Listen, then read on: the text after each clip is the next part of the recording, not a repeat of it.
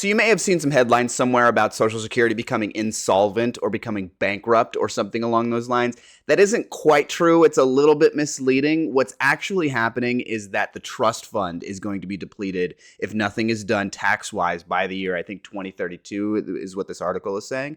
For those that aren't familiar, what the trust fund is, so back, I think it was either during Reagan or Nixon, I'm not 100% sure, they realized that at some point in the future there was going to be a problem. Social Security is exclusively funded by the payroll tax. So that couple of percentage they take away from your payroll, every paycheck that you get goes directly into the Social Security program, right? It's what's called a pay-in, pay-out program, where it doesn't take from the general tax pool, which pays for the military and congressional salaries and the FBI and all these other things. The pool of money that pays for Social Security is exclusively used for Social Security. And in that sense, it cannot contribute to the debt or the deficit in any way, shape, or form. Hey, so 2 small editorial notes. After doing a bit more research, I was slightly off on the history of Social Security. In 1983, Congress passed and Reagan signed into law Social Security reformation.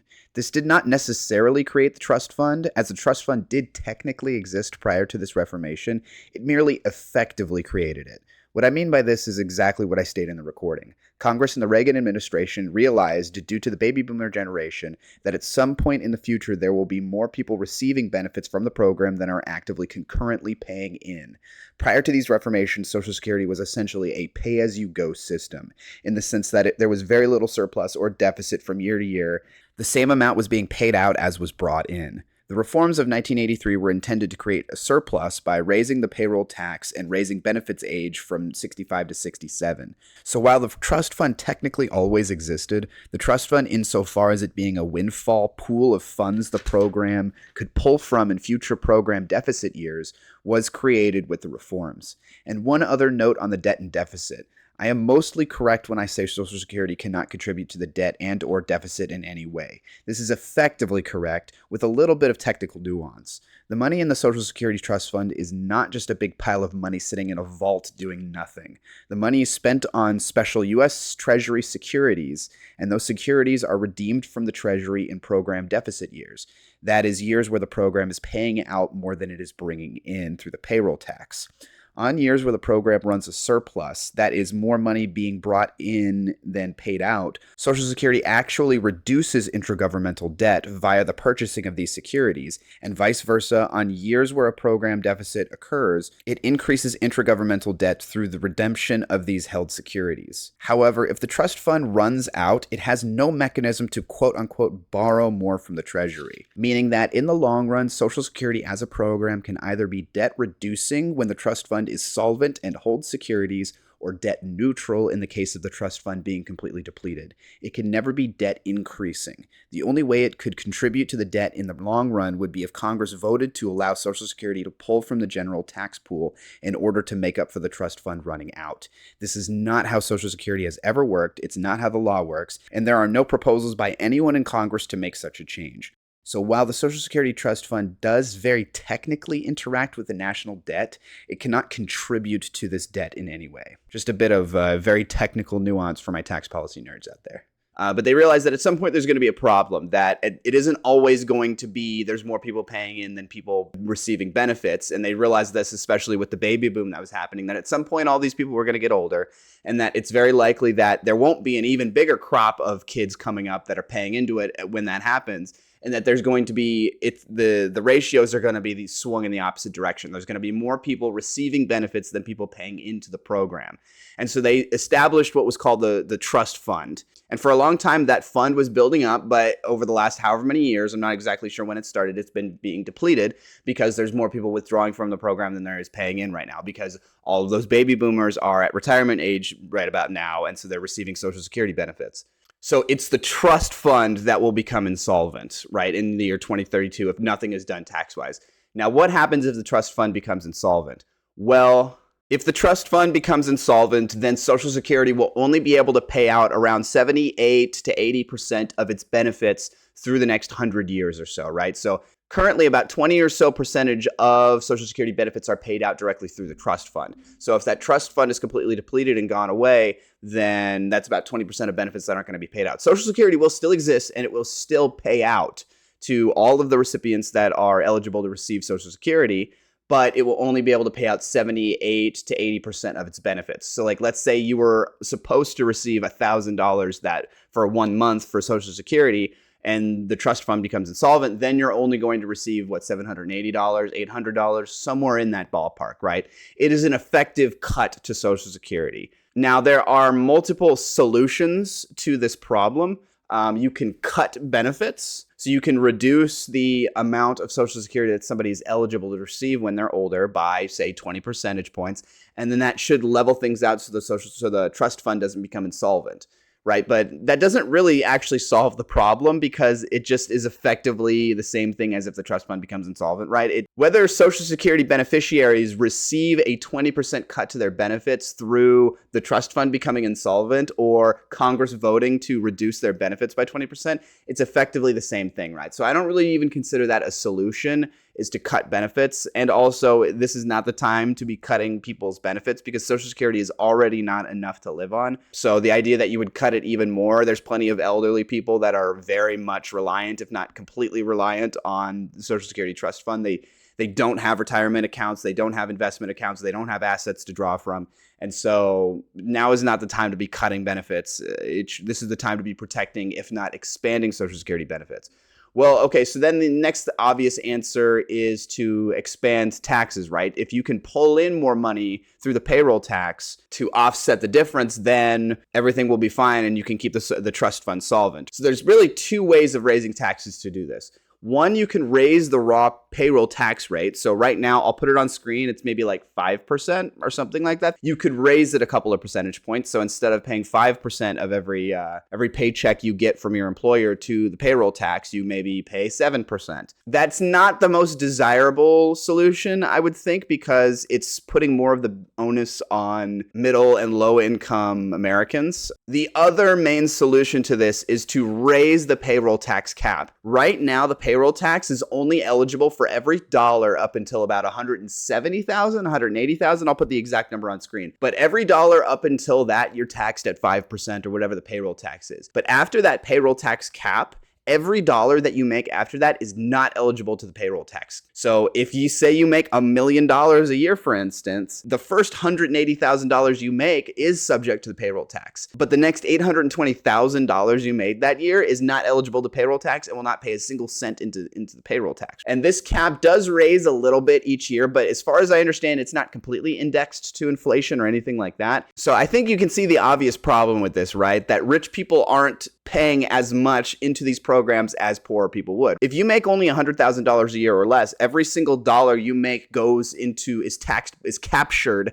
by the payroll tax. But if you make $1 million, $10 million, $20 million, $1 billion a year, and I don't think anybody's making $1 billion a year in income, but if you make $1 billion a year, the vast majority of that is not being captured by the payroll tax that pays into Social Security. During most of Social Security's life, somewhere in the ballpark of 90 to 95% of all income was captured by the payroll tax. And that's because there wasn't quite as much income inequality as there is now, as well as inflation wasn't as big as it was before. So there weren't that many people making above the payroll tax cap in total income per year. But now, I believe, I could put the exact percentage on screen, somewhere in the mid 80s, low 80 percentile of all income paid out in the US is actually captured by by the payroll tax. That delta between that low mid 80 percentage that we're at now and the kind of 90 to 95 percentage it historically sat for a long time, that delta is the difference between the trust fund being solvent and insolvent. So all we have to do is make up that difference, right? All we have to do is clear that delta and make it so 90, 95% of all income paid in the United States is actually being captured by the payroll tax. How do you do that? Well, you raise the cap. Raising the cap seems like the clearest solution by far. It requires Raising the cap seems like the clearest solution by far because it doesn't require you to actually raise the tax rate, which was very politically, lots of people don't like that, especially the people that are going to have all of their income captured by the payroll tax, right? If you make $100,000 a year or less, you're very much not going to want to pay more in taxes to payroll to Social Security, right? Because that's just more money out of your pocket. But if you make, say, $500,000 a year, most of that income is not being captured by payroll tax. And so to me, the clearest, cleanest solution to all of this that doesn't require anybody's benefits to be needed to be cut and doesn't require you to tax poor and low middle income people more is to raise that payroll cap. There are a couple different proposals of raising the payroll tax cap. You could just raise it like $100,000. I believe I've seen if you raise it to like $250,000 or $300,000 or something, the Social Security Trust Fund will be solvent through the next 150 years is what actuarial tables say. There's a donut hole proposal where like you raise the cap until like $250,000 a year, and then there's a gap, and then it's everything after 500 or something like that, right? And I think that's kind of cheesy. I don't really see much of a good reason for the donut approach. And then there's completely removing the cap. So every dollar in income somebody makes, regardless if it's $1 million or $10, it is subject to the payroll tax. To me, that probably makes the most sense. There's something called the diminishing marginal utility of money. So every dollar you earn, the next dollar is essentially less valuable to you. It has less utility, right? That first $20,000, $50,000, $70,000 you make a year is far, far more important than the next $50,000, $100,000, $200,000, right? That first $50,000 you make a year, if you only make $50,000 a year, is all going to living expenses. It's going to your rent, it's going to your mortgage, it's going to food, it's going to utility bills, it's going to insurance, and it's going to a little bit of recreation or luxury stuff that you can afford. But let's say you make $200,000, right? Well, after that first $50,000 or $100,000 that you're spending on actual like living expenses and things like that, right? That next $100,000 doesn't have nearly as much utility, like literal utility as far as how important it is to your life. And so because of the concept of diminishing marginal utility of money, I think it makes complete sense that, you know, those that are most able to pay this tax, rich people, people making over $200,000 a year, they're going to feel it less, right? If you tax somebody making $500,000 a year, you tax their $300,000 of income that isn't currently being hit by the payroll tax, you tax it by 5%, they're going to feel it far, far less than if you raised somebody who's making $100,000 a year, if you raise their payroll tax by like 5% or something, right? They're going to feel it much, much more. So to me, the cleanest solution by far is to not cut benefits, which is effectively the same thing as if you let the trust fund become insolvent, is not to raise the payroll tax because that's only going to hit poor and middle income people more disproportionately than it will rich people. The solution obviously is to raise the payroll tax cap. Or completely eliminate it. I think either works. You know, if we want to just raise the cap by $100,000 or something and then push it off, basically push this problem off for another 120 years, I'm fine with that. You know, it's not the perfect solution, but you know what? The next 6 generations from now could deal with that. But I think removing the cap entirely probably makes the most sense. So yeah, so if you see any headlines saying Social Security is becoming insolvent, it's going to become bankrupt or whatever, that's not true. The trust fund will become insolvent, which will necessarily mean that only 78-80% of benefits will be able to be paid out to recipients come that time. And so something needs to be done. Traditionally in American politics, Social Security has been called the third rail, meaning that like it is something that can't be touched. It must be protected. It is a complete non-starter politically to do anything about it. Now, Republicans have been more or less wanting to cut Social Security for a long time. I think more and more so, especially as of the last couple of decades. It used to be much more taboo in the Republican Party to advocate for things like cutting the Social Security program. But I think as time has gone on in more recent years, the Republican Party kind of buried the lead there a little bit. The Republican Party has kind of merged a little bit with the libertarian concepts. It's incorporated more libertarian ideas into their ethos, into their ideology.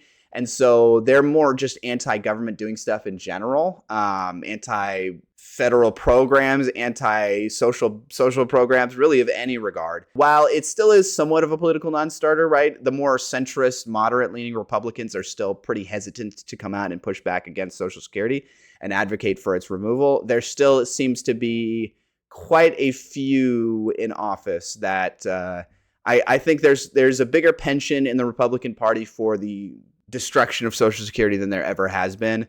And I guess on a small side note to wrap this up, you know, like why should rich people have to pay more for Social Security, whatever, if they're not going to receive as much of those benefits, right? Isn't it essentially a redistributive program? Yes, it is.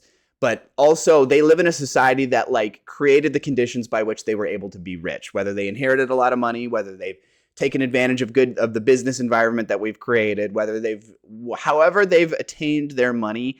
It is only due to the society that we've constructed. It is only due to the United States and our social programs and everything that we've done, which is all contrived human institutions being created and set up in exactly the way that it has so that they can benefit in the way that they have. And in that sense, they owe a debt to society in some regard.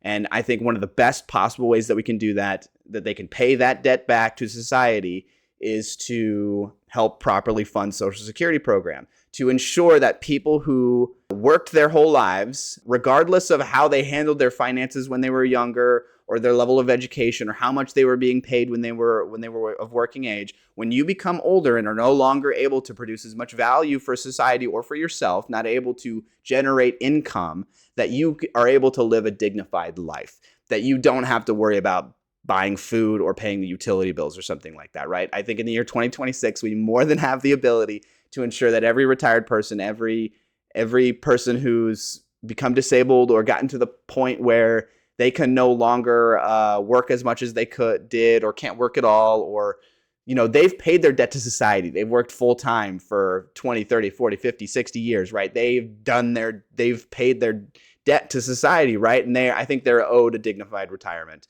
And one of the cleanest ways to do that is through Social Security. And I understand that wasn't necessarily what Social Security was originally created for, but I don't think that matters very much. I think what matters now is what it's primarily used for. And if you look at the statistics, Social Security keeps 2/3 of our elderly out of poverty. And so in that sense, I think it's extremely important. It should be one of those programs that Americans are most proud of, that we can know that our elderly are not just living in poverty, that the vast majority of them aren't, which was the case prior to the inception of Social Security, right? We had a humongous poverty problem, right? And that makes sense within our current capitalistic system. If you become older, your ability to do hard work has diminished. You can't generate as much money. Employers aren't going to want to hire you as much, right? And if you haven't set yourself up properly or for retirement, then you're going to be in trouble. Social Security is very much a program that should be protected and built upon, not one that should be cut or seen as a burden or anything like that, right? You should be proud every time you get your paycheck that you see that deduction of whatever percentage, and I'll put it on screen, for your payroll tax or whatever, that goes directly to Social Security. You should be proud that is going right into the mouths and right into the pockets of those who need it most, of retirees who don't have the ability to generate income anymore, and it allows them to live a dignified retirement, which is more than doable and capable in the United States in the year 2026. Okay.